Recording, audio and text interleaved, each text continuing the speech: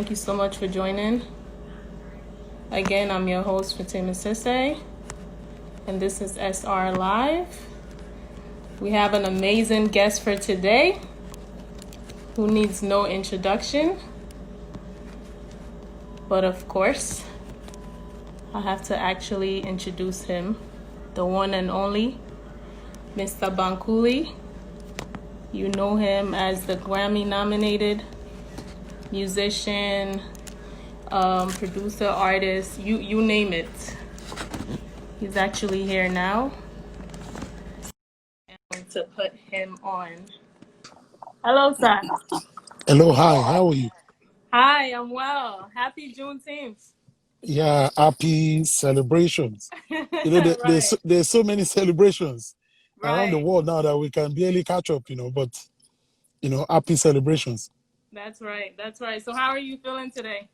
Well, I'm fine. It's cold in Lagos. It's been raining, everything out here, So we're trying to survive. Okay.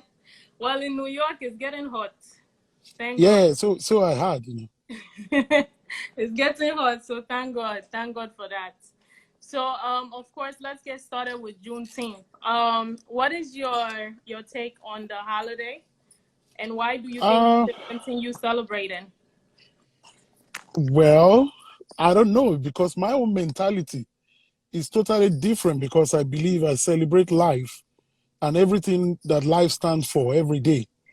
Um, as a black man, I don't believe we need to narrow down our celebration to just one day. You know, for surviving alone, that's you have to celebrate that. Waking up every morning, standing up to go and grind, we should be able to celebrate that, every day. So yeah, I know it's something that that is unifying. Trying to look for a day to bring everybody into one perspective, which is okay. But for me, I believe life should be celebrated, whether we are, whether it is struggle or not. We should just give thanks to God that we are alive. That's right. That's right. Speaking of giving thanks, there's been a lot going on here in the U.S. in terms of police brutality and racism. What is your take on that? Well, like I always say to people, um, that word African American, it's an aberration.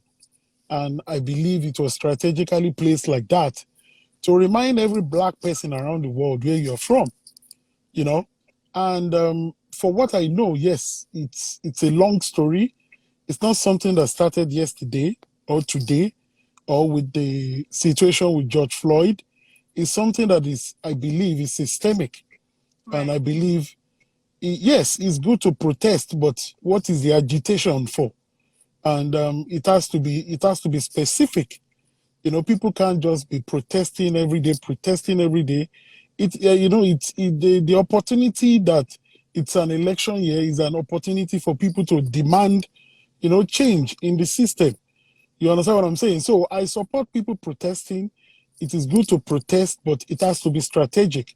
And also, when you are demanding, also as black people around the world, I believe it is high time we begin to look at other solutions. And what are the few solutions that I believe I can suggest?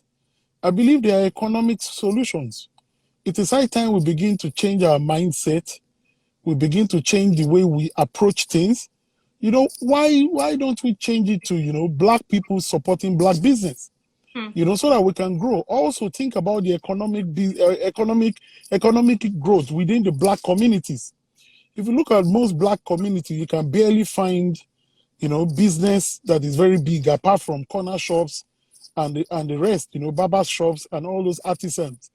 It is high time we begin to look for, economic growth. I'm talking of black banks, all those strategic positioning that can develop our environment, our situation. If we don't do that, if we don't look at that, if we don't look inward, it becomes a cycle every 4 years before election. There's Black Lives Matters, and so yeah, it's a good agitation. But I for one, I always think about solution. I remember back in the day when it was time to chase Abacha away. And I was a student of University of Ibadan. Okay. And I remember at that time, we were mobilized that it is time. It is either you sit down in the class and keep on trying to, educate yourself and get educated and come out of school and be sure. I mean, and there's no future. This is the time that we can go out, and let people hear our voice as students. We came in mass. We went. I remember from Lagos from Ibadan to Lagos. I Okay. came out here to Lagos. We came out. In thousands. Thousands of students. We were, we put our anger together. We protest. Military people, they chased us. We went back to school. We didn't stop. We came back again, and we thank God that junta was driven away. But why am I saying all these things? Yes, we can protest. Some people will take it extra, riot, destroy things. We can't be doing all that to our community, because think about that. When you are angry and you are destroying all the corner shops, all the little remaining middle class business in the society around, around places where black people live in America, it makes no sense. You understand what I'm saying? Because Right. those people, for them to recover, they will need to move away from that area. And the value of houses and living conditions and even government developing that area will diminish, because they will find that place, no zone area. So for me, those are the perspective. Yeah, what happened to George Floyd is not good. It's not pleasant. It's not something that we should condone. But after all said and done, how do we move forward? How do these benefits, thousands of generations that will come beyond, come afterwards? Right. Right. Right. So now let's tie that into Africa. Well, specifically Nigeria. So we published a video a couple of days ago of a lady urging Nigerians to protest, to basically take notes from Americans and protest bad governance. What's your take on that? For what I know about protest, like I said, protest is a good thing. In the Nigerian context, it's a total different ballgame. Like I said, years back, we were mobilized from University of Ibadan. Students is just a clarion call. I remember back in the days, we find Ganifa Wehimi always coming to the campus when we have our agitation to mobilize, to sensitize us, to give us, pat in the back. I remember Femi Falana. I remember a lot of people there, including even Showore, who is who is sort of like a family person to me. Right. At that time, it's totally different. It's unfortunate times are changing. I won't say the young ones now are weak, but if you look at what they've been able to do, politicians, it's a kind of systemic attack, like a pro-systemic attack on people's mind. When you subdue people with hunger, they pick choice when it comes to fight. And I believe, it is inevitable. Nigeria, people are still going to stand up en masse. Heavy. It's going to happen. It's just a matter of time. Already we can see one of the major political parties, they're imploding. It's happening. It's coming. It's coming on to roost. Think about it. How many people do you have of recent, as in now, that can actually, encourage people to agitate? You understand what I'm saying? In terms of looking at them in the front of things, Right. they are very less people. It's sad, because you see people, very few people that are talking now. Femi Falana, Femi Showore, very few people. How many people can you pick? But but there's nothing anybody can do. People are much more aware of what is happening now. People's eyes are clear, and it is just a matter of time. Look at what happened with George Floyd. It was just going to be another normal death if there was no if there was no camera phone by the corner. You That's understand right. what I'm saying? But because there was a camera phone by the corner, it's a different story. It is well explained. It is despicable. People's emotions were touched. watching somebody die like that. And yes, people die every day in Nigeria. There's tribalism in Nigeria.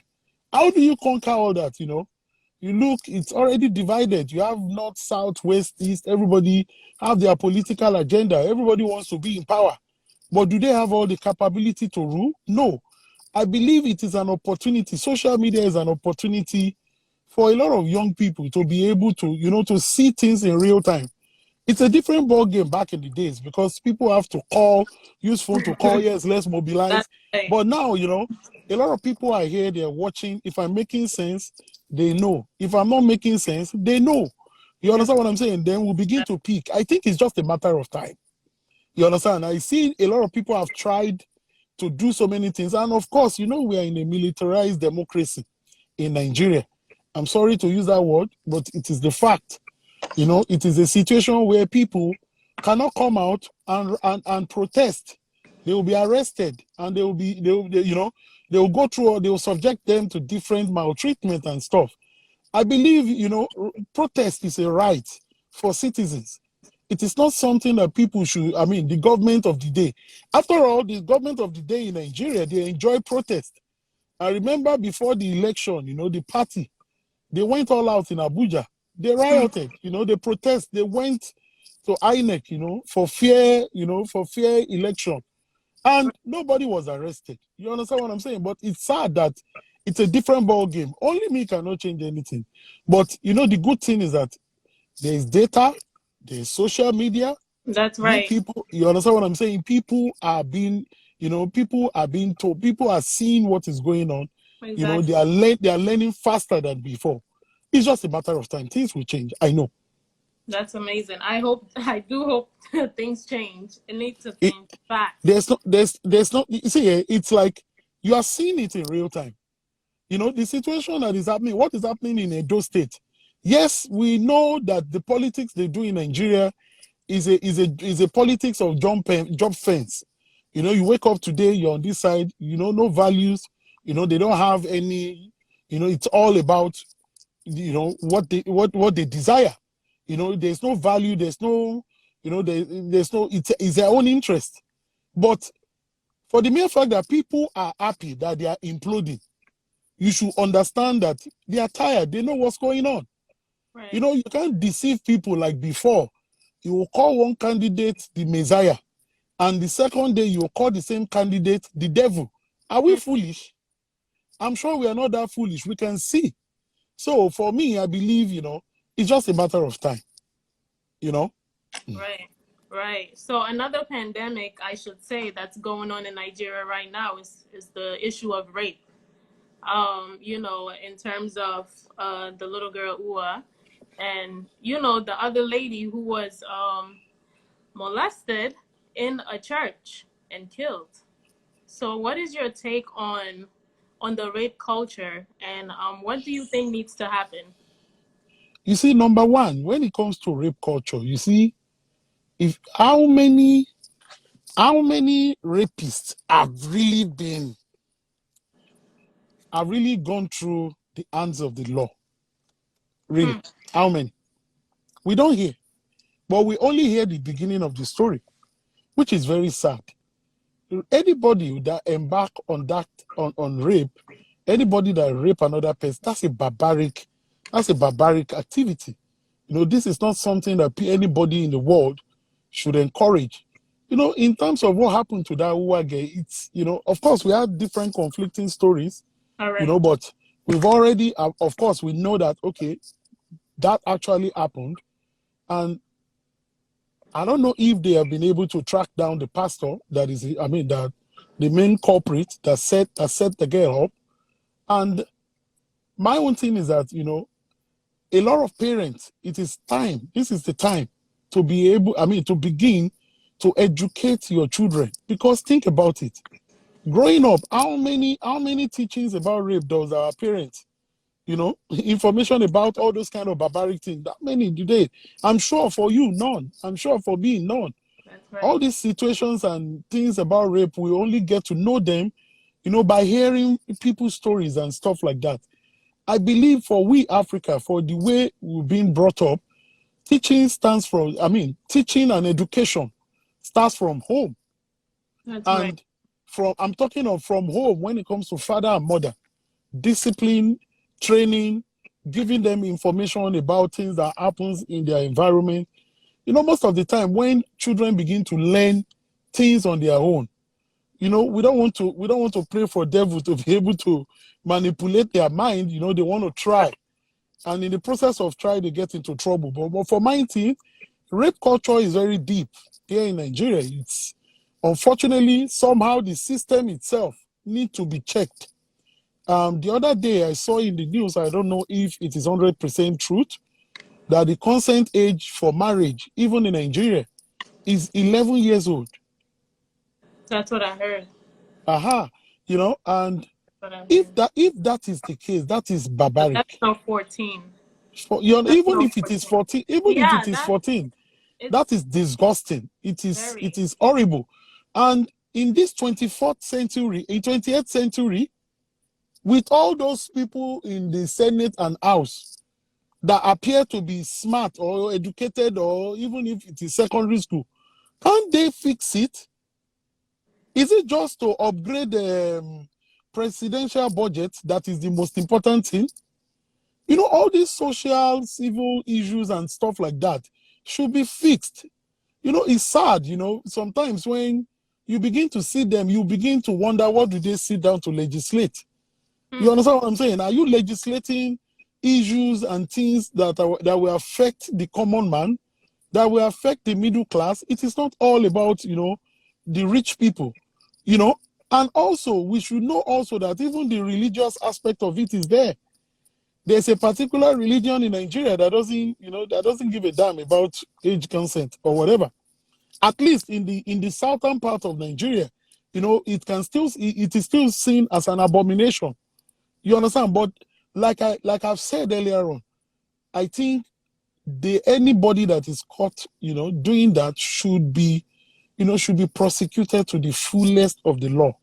That is, people, they need to make example with probably one or two or people and make noise about it so that people can know that, it is barbaric to engage in such. I agree. Most definitely. If you can say that for us to vote, you have to be 18. Why? Why did you make it 18? Because you believe by 18 years old, you should be able to make a sensible judgment. Is that not so? That's right. Then why can't you move the consent to 18 years old? 18 years old from biology is almost, smart enough to make decisions. Isn't it? That's right. So I believe, all this is just sad, Of course, these days I will barely watch, I have time to watch them because everything they say there is just mirage, nothing that is impacting the common man. It is all about themselves, buying expensive cars, going on different expensive trips. Nobody can hold them to accountable and stuff like that, It's just a sad situation that you begin to wonder, when they're campaigning and they begin to speak up big grammar and they get there, what do they do? It's sad. It's a sad situation. It really is. And I do hope, the perps do get to serve time or serve some type of punishment. Because not just some kind of punishment. Just imagine the Uwa case, the girl.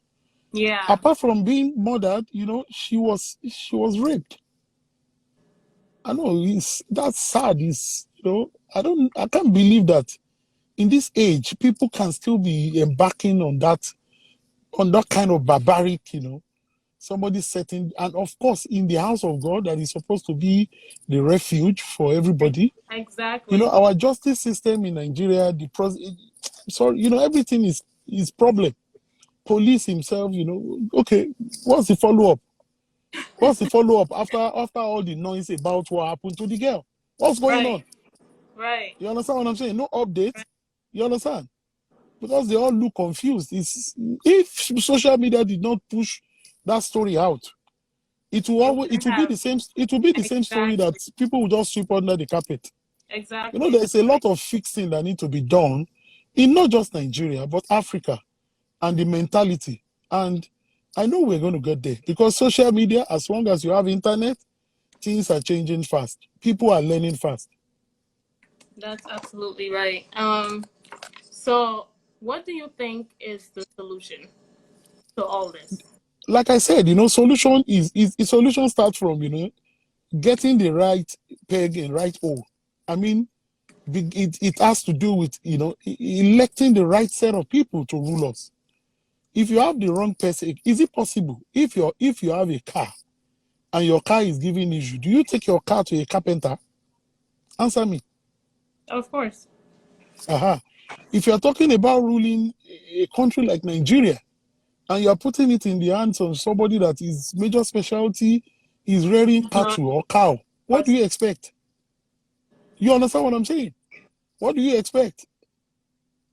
You understand? Politicians, you look at them, the credentials that you can have in Nigeria to be the president of Nigeria. Look at the grades. Is it not horrible? They are not prepared for what it's a selection process. They just select themselves and put themselves in. It's sad. Even when you do election, the right person will not win because it is already money politics. It is who is in power that has the power of the military. We saw what happened in the last election, where they were grabbing ballot box in front of police and nothing was happening. We saw it.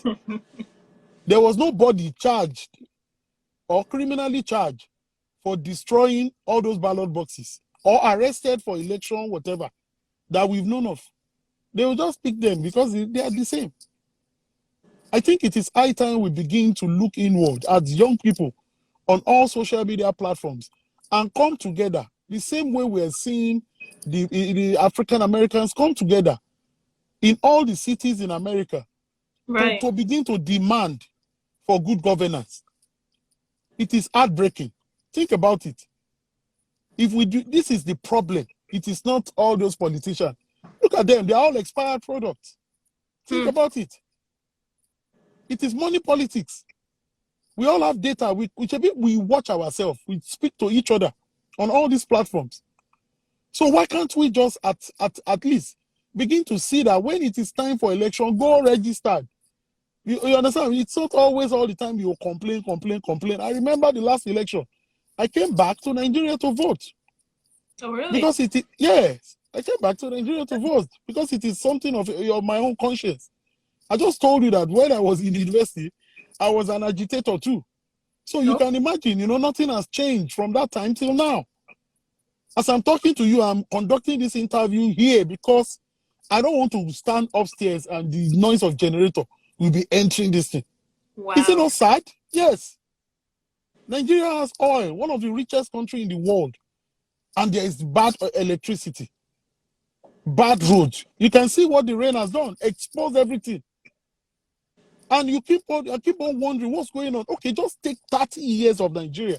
Imagine how much money that have been budgeted for all these things in 30 years. It's enough to turn this country into gold. But what is happening? What is happening? When is anything going to change? Are we going to continue to elect or to select or to put all these militarized, Democrats that they call themselves in power? When? As young people, we should continue to have opportunity like this to talk, to be able to express, not just express our anger, to think about solution. I'm a solution person. How do we fix it? We see what they do in America, door to door, sensitizing people about their rights, about the reason they need to vote for better people. We demand that. It's a shame. This is 2020. After Corona now, by 2021 or the next election, we're going to begin, everybody will just act as if everything is just the same again. It's a failed system. And the question is, how do you fix a failed system? It is not just me. It is not just you. It is not just Yele Showero. You understand? But everybody, it's a collective effort. It's sad, it's heartbreaking. Sometimes I get out and I go around the world and I just wish that, can't we just have this in Nigeria too? Don't we have the money? We have the money. You understand what I'm saying? The question is all the budget money for all these things, what are they using them for? What have they been used for? There is no accountability. When the next man come into power, the other one will not want to probe this one. It's a shame. Think about it. Who is suffering? Eh? I don't just want to be, nagging, because that is not the solution. The solution is for us to begin to remember now that how do we get all these old cargoes out, and begin to think about the future of the country. All the young people that are contesting for all these positions that have all these solutions should come together, enhance all the power together. I know a lot of people are compromised, in their own ways and stuff like that. I don't want to go on and on, because if you complain, the solution is the most important thing. That's absolutely right. But some people, contrary to what you're saying, some people are saying that they're scared to even speak up, because you see what happens to some who do speak up. The thing is that if 20,000 people are speaking up, trust me, Right. They always fix issue. Remember, for the first time in Nigeria, that Uwa's case, Right. presidency sent out a tweet that they will not condone rape for the first time. And they've been saying all the stuff people have been writing. They've been saying it. It's been going on. Exactly. Yeah, because they've been seeing the hashtag is moving. And across the world, I'm sure all their compatriots and other people from all over the world are asking them questions. Oga, what's happening in your country? They said they rape. So they too, they want to look good. You understand what I'm saying? We must continue to put more pressure. And the easiest way to put the pressure is social media. And that's where you've seen them. They've made the move so many times to shut social media down. They can't do it. They cannot. Nigerians across the world, Africans are smarter now. They're smarter. You are in New York. I am in Lagos, and we're talking about issues that not just affect us here, that will always affect you if you decide to come to Nigeria. Exactly. That's right. That's absolutely right. So now let's talk about your career, of course. I love the song Gbemiro. I think some people were commenting that they love it as well. I saw you performing at the Info Africa Festival, and it was very spiritual, I must add. Thank you. Thank you. It was really good. So tell me about the song, the release, and all the excitement around it. Well, what a lot of people do not know, which I always keep to myself, is that I've been singing from age 4, and all the while that a lot of people have known me to be behind a lot of artists in terms of pushing them to limelight or even A&R or all those sorts. I've always been involved in music, and of course, you've seen it in some of the releases. Watch the Throne, the Beyonce project. So naturally, music is something that I'm supposed to just slide into because I've been doing it anyway. That's right. And for Gbemiro, Gbemiro came at a time when, I was in London. I was in a session with Malik Berry and Nonso and Madi. I'm sure you know Nonso, the producer. Of course, yeah. Nonso, so we were together in the studio around 2 a.m. Malik just stood up in the studio. He went to the bathroom and Nonso just played the beat. And unconsciously I started singing, Gbemiro, Gbemiro, Gbemiro, Ori mi maje. The song was, just, I was looking into 2020 because it was November 2019. And I was looking at how, sometimes you just sit down, soliloquize, think about, what's going to happen in the next 4-6 months. Right. The project, the Beyonce project got nomination at the Grammys. So I got an invitation to be there. That was my first time. And I was just thinking about, oh, thank you. So I was just thinking about everything. I was thinking about 2020, how I'm going to set up the trip, get camera guys.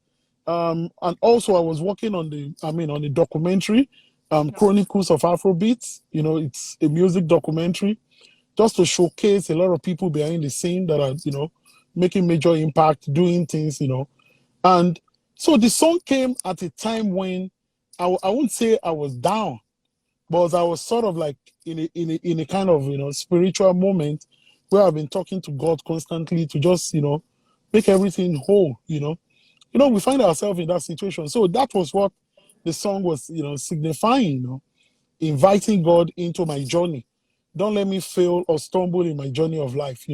So that was what the song is about.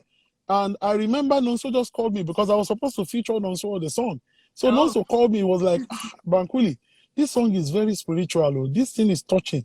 I don't know. I'm confused. I said, don't worry, send it. Let me listen to it. So when I listen to it, I'm like, oh. So I hit Shizzy up. Shizzy is the producer, the guy that produced Davido and Chris Brown song. So I hit him up. I'm like, Shizzy, listen to this song. How do I get World? Because at that time, I've not really had time to sit down and actually meet World in person. So Oh. Shizzy was the one that made the introduction. I spoke with Ward, sent the song to him. Fortunately, when he was going to preview the song, he played it in front of his mom. And so his mom was like, oh, this is beautiful. So with that, he had no choice. He jumped on the song. Right. And of course, the pandemic is still around and nobody's going anywhere. We are not going anywhere. We are all stuck in the room. And Right. I felt it's not something that I should just enjoy alone on my phone. So I decided to put it out. And it's not just that song. I have so many songs that I've recorded as well. That's amazing. That's an amazing story, and the world is, loving it. Actually, it's Yeah, very, thank. yeah. I'm appreciative. That's amazing. So, of course, you mentioned having worked with Beyonce and, of course, Kanye on Watch the Throne and other projects. How do you how have you been bridging the gap between Afrobeats and the American industry? For me, what I'm going to say is that I'm a vessel. I just take myself as a vessel. You're a Hmm. vessel as well. You reach out to me because you felt I'm going to bring value to your Right. platform in terms of when I talk to people, people are going to gain one or two things. So for me, That's right. from a very young age, I've seen myself like, a giver, not just, take, take, take, take. And if you think about it, Afrobeat is one of the fastest growing music genre in the world. And the question is, who is going to look after Afrobeats itself? Hmm. Because as it is, you have Afrobeats and people inside, artist, label, and every other people, distributors of music and blah, blah, blah. They're just doing their individual business. You understand what I'm saying? They're all doing their own individual business that will make money into their own pocket. And for me, I felt I had an opportunity to be in different places where they ask me questions. So Bankuli, what's this? What's this? And I answer. And I Right. look at it like, I became like a point of contact, majorly in most instances. And I've delivered, and what I've told them, they find it to be truth.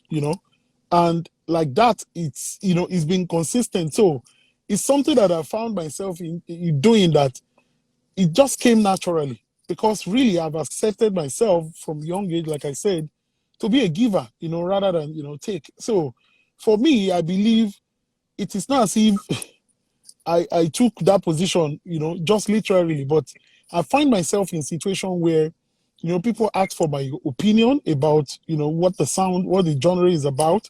And Right. I've been able to, articulate it very well.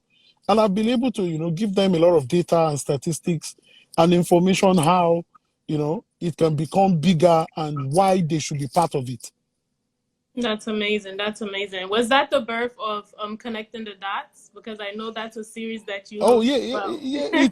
It's part of it too because I travel a lot, at some point, and I've met a lot of people, and I felt, not there's some people they do a lot of stuff behind the scene. They will never be known. Hmm. You understand what I'm saying? So for me, I believe as long as I have my phone there, Bankuli, why don't you just connect the dots with people? You understand what I'm saying? If you've done one or two things that are extraordinary and it can change, a lot of African people's mind. I mean, black people, black race. Right. Why don't I use my platform, as a shine for everybody? After That's all, I'm not a shareholder in Instagram. So if we can use social media, because really, if you look at it in Africa, in Nigeria, even as black race, we have less role models. Hmm. So we get inspired by what, we do for each other. We get inspired by what very few young people and very few old people do that can encourage us to aspire to become greater. So for me, I believe creating that platform, creating that opportunity for people to share one or two things about themselves that will inspire others across the world. I believe it is important to do that. So, and I'll continue to do it as long as I'm alive. Amazing, amazing. And you're also doing an amazing job with Dolapo. You know, your Oh man. yeah, Yes. How is it working with her? She's very talented. I'm a huge yeah. fan. She's talented. You know, like I always tell people, a lot of people always believe, there's yes, we have artists in Nigeria, we have artists in diaspora, Right. and it's something that we all know and we've seen so many times that it's a big challenge, for diaspora artists, to break into the market. And for me, I believe, yes, it's difficult and it's not that difficult. And it was, it's not something that was planned. I was in New York, and Okay. I was on my Instagram live, like you were doing, and that was when we get connected, And what I just saw about her is that, the tenacity, the hunger to be successful in what she does. Right. And moreover, like I always tell people, when it comes to music, women need more support than men, That's right. because it's a male dominated, industry.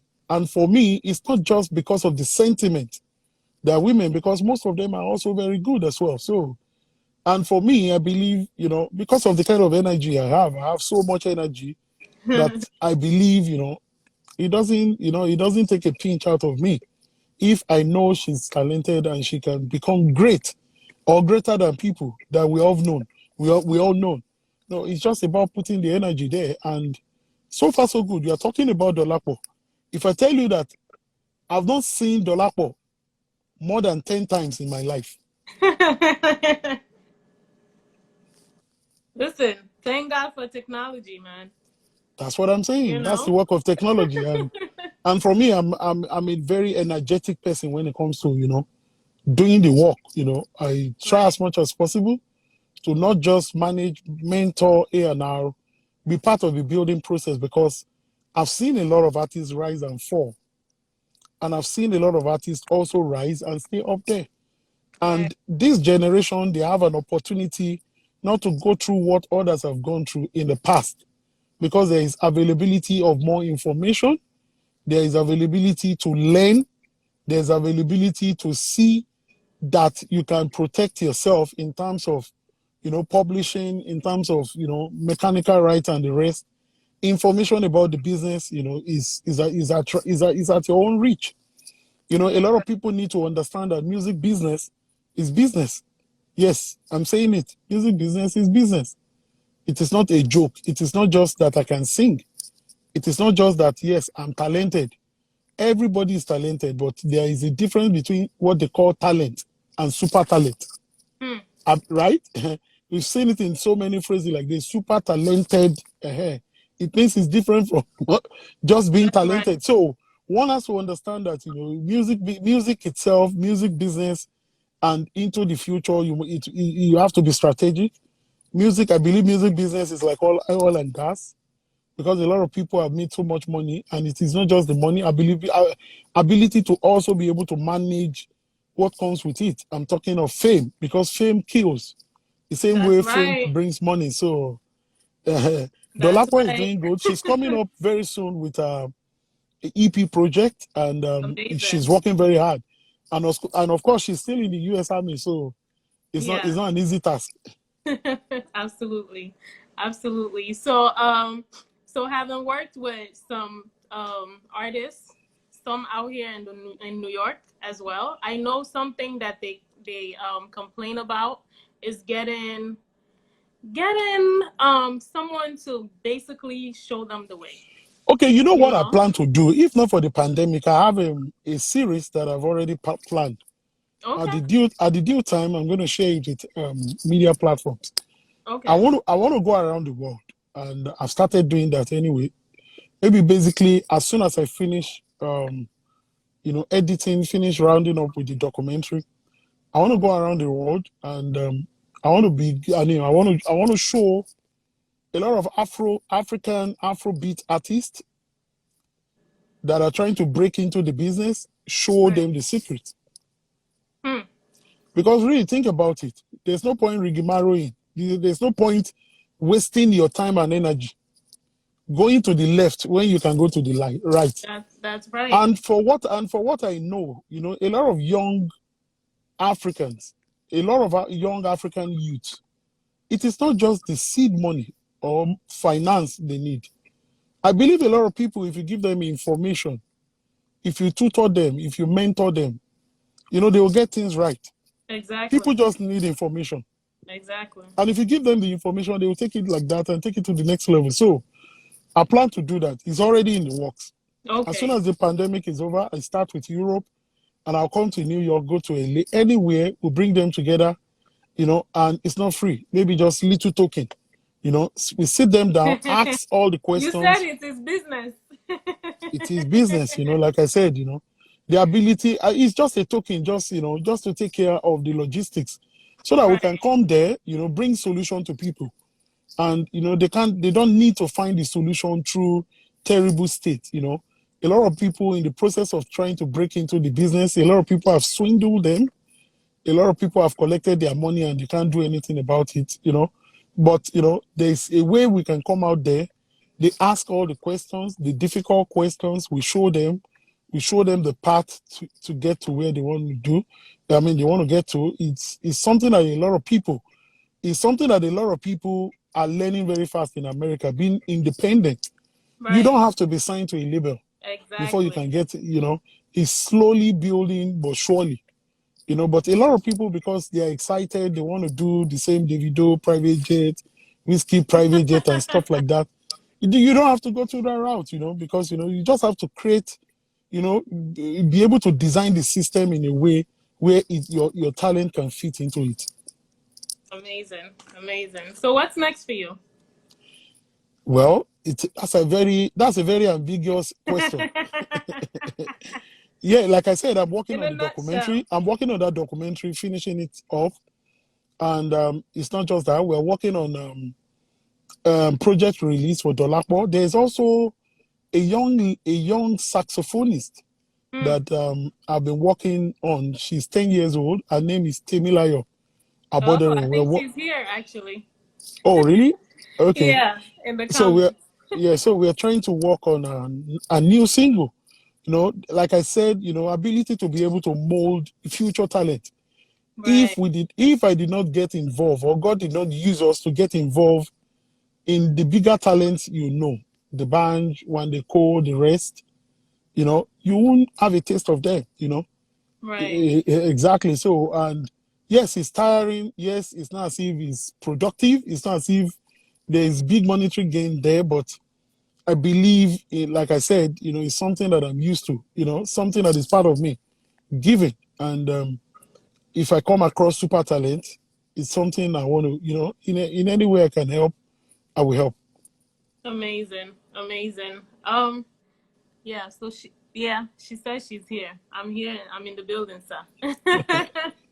So amazing. So what message do you have for artists who are trying to break into the industry? Number one, I'm going to say two things because really, a lot of people always like encouraging words for people that want to get into. It's like you are asking me that what encouraging words do I have for anybody that want to go into oil and gas? Definitely, Right. you have to be educated about what you want to go into. Of course. Number one, you have to be convinced.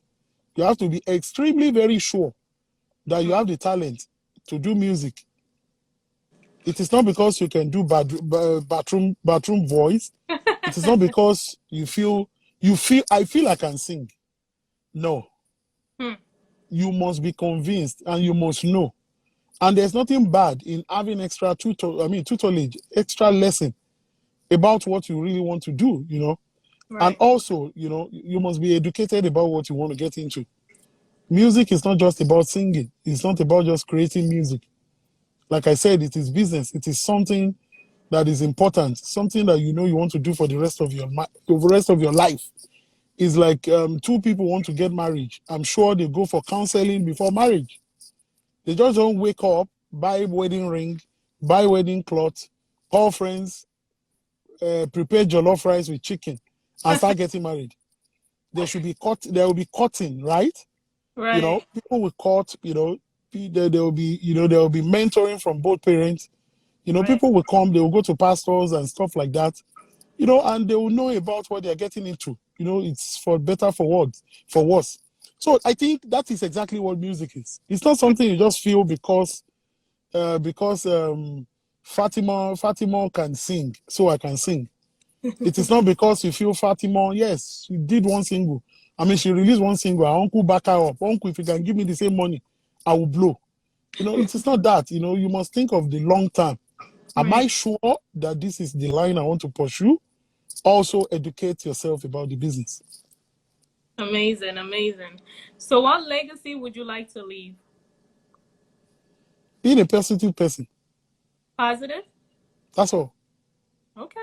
And to make it to heaven, that's all. Amen. Amazing. Amen. So, thank you so much for joining us today.